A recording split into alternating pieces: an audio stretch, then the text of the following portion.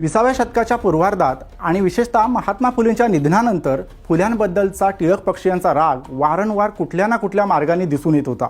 कधी फुल्यांना ख्रिस्तसेवक म्हणण्यानं तर कधी फुल्यांच्या कार्यावर प्रश्न उपस्थित करून.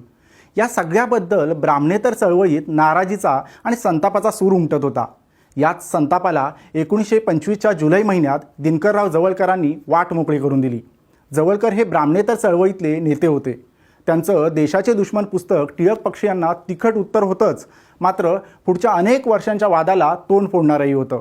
कारण या पुस्तकातून त्यांनी लोकमान्य टिळक आणि विष्णूशास्त्री चिपळूणकर यांच्यावर अत्यंत कठोर आणि तिखट शब्दात टीका केली होती. पण ज्या संतापातून हे पुस्तक लिहिलं गेलं त्या संतापाला आगीचं रूप देण्याची घटना 3-4 महिने आधी पुणे नगरपालिकेत घडली होती. झालं असं की 1925ला केशवराव जेधे पुणे नगरपालिकेत नगरसेवक म्हणून निवडून गेले होते.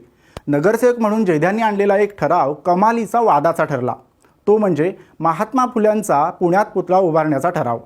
टिळक पक्षीयांनी या ठरावाला कडाडून विरोध केला. केवळ विरोधच नव्हे तर फुल्यांवर टीकाही केली. फुल्यांचं पुण्यात काम काय आहे, त्यांचा पुतळा उभारायचा तर कोल्हापुरात उभारा असं जाहीर बोलण्यात आलं.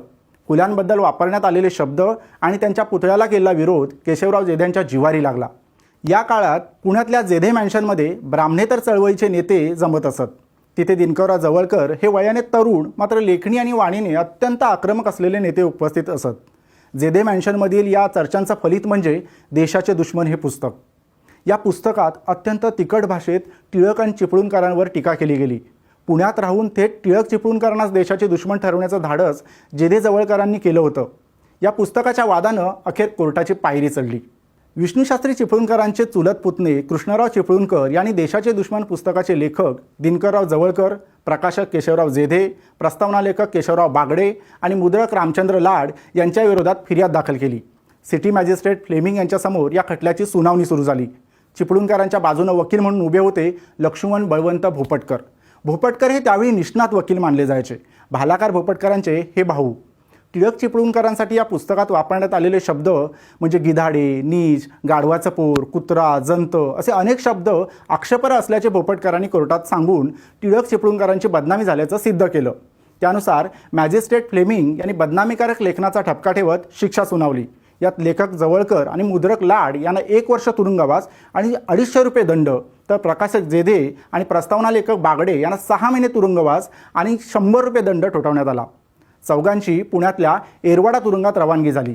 आता शिक्षा कमी करण्यासाठी किंवा निर्दोष बाहेर येण्यासाठी अपिलात जाणं आवश्यक होतं आणि भोपटकरांसारख्या निष्णात वकिलासमोर कुणी दुसरा वकील उभं राहण्याचं धाडस करत नव्हता. आणि इथेच डॉक्टर बाबासाहेब आंबेडकर पुढे येतात. आंबेडकरांनी याच काळात नुकतीच आपली वकिली सुरू केली होती. त्यांच्यापर्यंत देशाचे दुश्मन पुस्तकाचा वाद पोहोचला होता. त्यांनी हे पुस्तक वाचलंही होतं.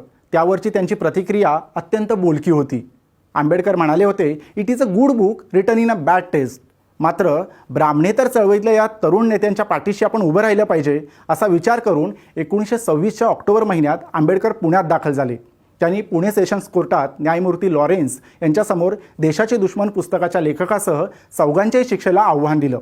यापूर्वी बदनामीकारक लेखनाच्याच एका खटल्यात न्यायमूर्ती फ्लेमिंग यांनी विसंगत निकाल दिला होता.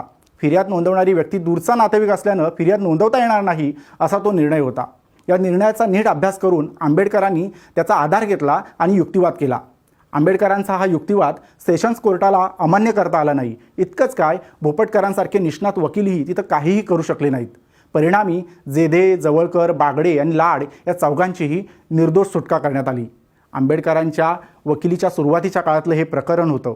आजही त्यांच्या वकिलीची चर्चा होताना देशाचे दुश्मन खटल्याचा आवर्जून उल्लेख केला जातो. शिवाय आंबेडकरांना पुढे विविध प्रसंगी ब्राह्मणेतर चळवळीतल्या नेत्यांनी ठामपणे पाठिंबा दिल्याचंही दिसून येतं. पण एक गोष्ट आपल्याला लक्षात घेतली पाहिजे, या पुस्तकाबाबत टिळक पक्षीयांची जशी नाराजी होती तशी नाराजी ब्राह्मणेतर चळवळीतही पाहायला मिळाली. दिनमित्रकर्ते मुकुंदराव पाटील, सत्यशोधक समाजाचे तत्कालीन अध्यक्ष भास्करराव जाधव, जागृतीकर्ते पाळेकर अशा अनेकांनी देशाचे दुश्मन पुस्तकाबाबत जाहीर नापसंती व्यक्त केली होती. एकूणच देशाचे दुश्मन पुस्तकाचा वाद हा अनेक अर्थांनी ऐतिहासिक ठरला. ब्राह्मणेतर चळवळीला या पुस्तकाच्या वादानं प्रोत्साहन दिलंच, शिवाय डॉक्टर बाबासाहेब आंबेडकरांनाही या चळवळीतल्या नेत्यांशी स्वतःला कायमचं जोडून घेता आलं.